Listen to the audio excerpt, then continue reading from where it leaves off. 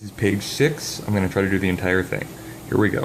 Find all critical numbers or critical values of this function and the intervals that it's increasing, decreasing. Critical values are values at which the derivative is 0 or undefined. Let's start with the derivative.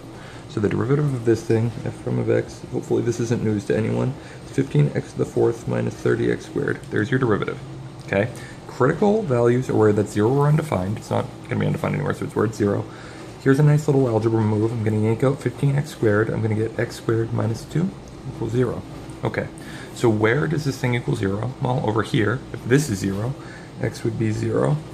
And if this thing is 0, I'll just take it to the side. X squared minus 2 equals 0. Solve it. X squared equals 2. Root both sides. X equals plus or minus root 2.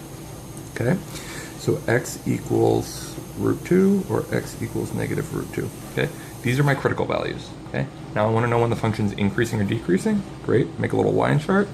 Here's 0, here's root 2, here's negative root 2. Okay, now I have to plug stuff in to figure out where it's increasing or decreasing. Where do I plug it in? Do I plug it into the original function, or do I plug it into the derivative right here?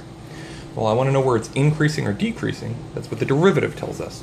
So I'm going to pick some values and plug it in. I'll plug in, say, negative 100. I plug negative 100 into the derivative, which is this thing right here.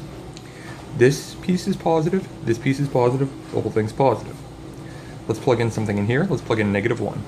This is positive, this is negative, positive times negative, it's negative. I'm going to plug in 1. Positive times negative, it's negative. I'm going to plug in like 1,000, positive, positive, so it's positive. There's my line chart.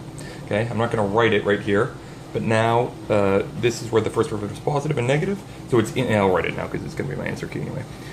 It is increasing from negative infinity to negative root 2, and from root 2 to infinity.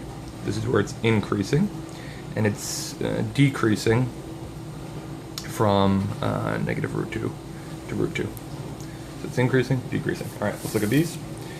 All right, so these are just calculating some limits. If it doesn't clear up in a second, I'm going to have to reset it. Come on, focus, focus, focus. Ooh.